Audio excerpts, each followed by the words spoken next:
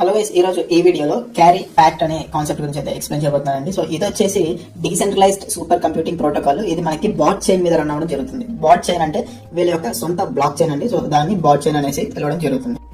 Coin store founder Johnson ఎవరైతే ఉన్నారో వాళ్ళు ఇక్కడ లిక్విడిటీ పూల్ అయితే మేనేజ్ చేయడం జరుగుతుందండి.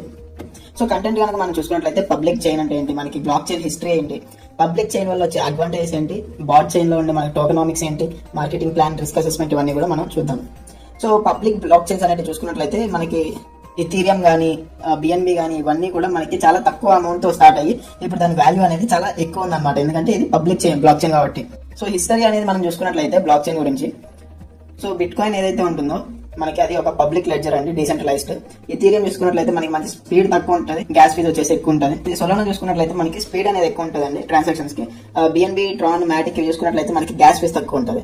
సో మీరు ఒకసారి ఎగ్జాంపుల్స్ కనుక చూసుకున్నట్లయితే సొలానాకి 2020లో ఈ యొక్క టోకెన్ అనేది రావడం జరిగిందండి. కేవలం $1 దాని ప్రైస్ స్టార్టింగ్ లో. 2021కి వచ్చేసరికి $259 అయింది.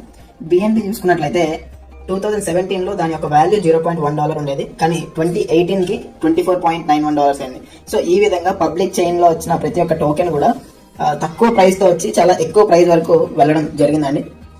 సో బాట్ చైన్ కూడా మీరు చూసుకున్నట్లయితే స్పీడ్ అనేది బాగా ఉంటుంది, గ్యాస్ ఫీజ్ అనేది తక్కువ ఉంటుంది, క్రాస్ చైన్ ఉంటుంది, డిఎక్స్ అయితే ఉంటుంది.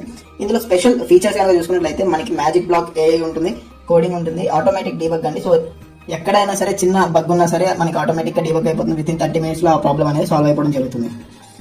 సో నేటివ్ టోకెన్ అనేది చూసుకున్నట్లయితే బీఓటీ అండి, బాట్. టోటల్ సప్లై వచ్చేసి 150 మిలియన్ అయితే ఉంది. లిస్టింగ్ ప్రైస్ $5 నుంచి $12 మధ్యలో అయితే ఉండొచ్చు.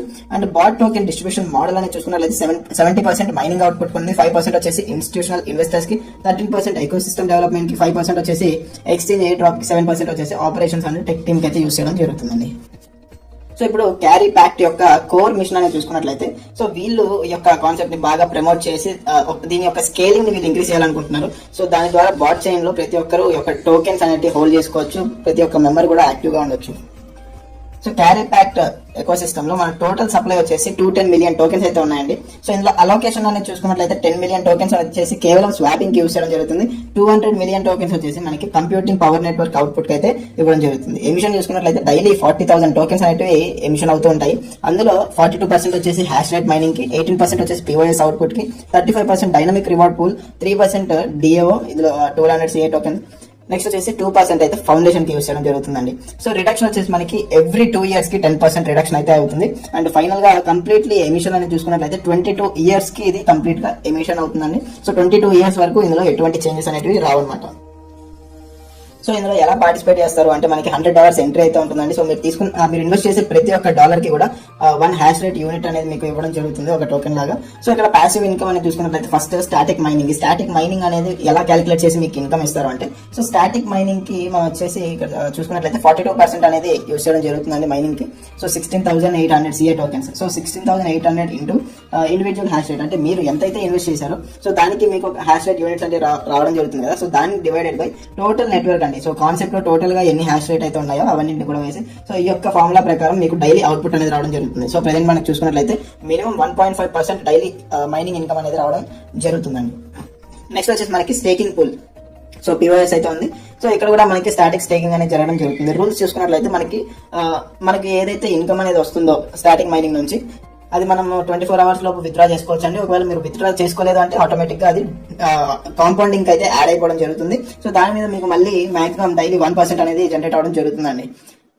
సో ఇక్కడ 5% ఫీజ్ అయితే ఉంటుంది. ఆ 5% ఎలా అయితే ఆ 5% లో 1.8% వచ్చేసి లిక్విడిటీ యూస్ చేయడం జరుగుతుంది, 3.2% వచ్చేసి నోట్స్ అండ్ డిఏఓ కి యూస్ చేయడం జరుగుతుంది.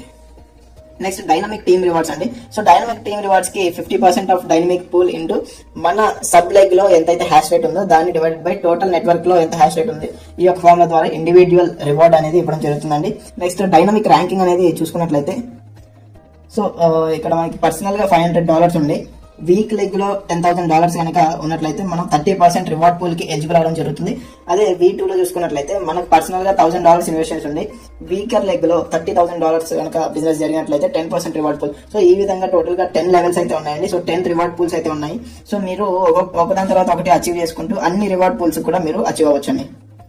Next carry packed node benefits అయితే ఉన్నాయి. సో ఇక్కడ 3 టైప్స్ ఆఫ్ నోడ్స్ ఉన్నాయండి. Super computing node, quantum node, Genesis node అని చెప్పేసి.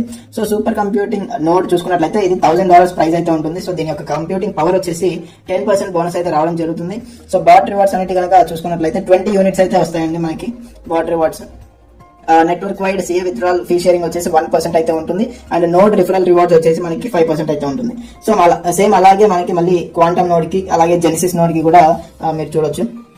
సో రిస్క్ అసెస్మెంట్ అనేది ఒకసారి చూసుకున్నట్లయితే నార్మల్ కాన్సెప్ట్స్ ఏవైతే యూఎస్డిటీ కానీ లేకపోతే ప్లాట్ఫామ్ టోకెన్ ఏవైతే ఉంటాయో అవన్నీ మనకి యూఎస్డిటీ ఫిక్స్డ్ వాల్యూ ఉంటాయండి. మనకి పీటీ అనేది ఫ్లక్చువేట్ అవుతూ ఉంటుంది, లిక్విడిటీ పూల్ అనేది తక్కువగా ఉంటుంది. సో దీనివల్ల ఏంటంటే రిస్క్ వచ్చేసి మనకి మోడరేట్ గా అయితే ఉంటుంది. కానీ మీరు సిఏఆర్ క్యారీ ప్యాక్ లో చూసుకున్నట్లయితే మనకి సిఏఆర్ బాట్ టోకెన్స్ అయితే ఉండడం జరుగుతుంది. సో ఇది డ్యూయల్ టోకెన్ మాడ్యూల్ లో రన్ అవ్వడం జరుగుతుంది, యూటిలిటీ టోకెన్స్ అనేది రావడం జరుగుతుంది. సో తక్కువ రిస్క్ అయితే ఉంటుందండి. సో ఓవరాల్ గా కాన్సెప్ట్ అయితే ఇది ఎవరికైతే ఇంట్రెస్ట్ ఉందో వాళ్ళు తప్పకుండా ఈ యొక్క కాన్సెప్ట్ అయితే జాయిన్ అవ్వచ్చు. Thank you.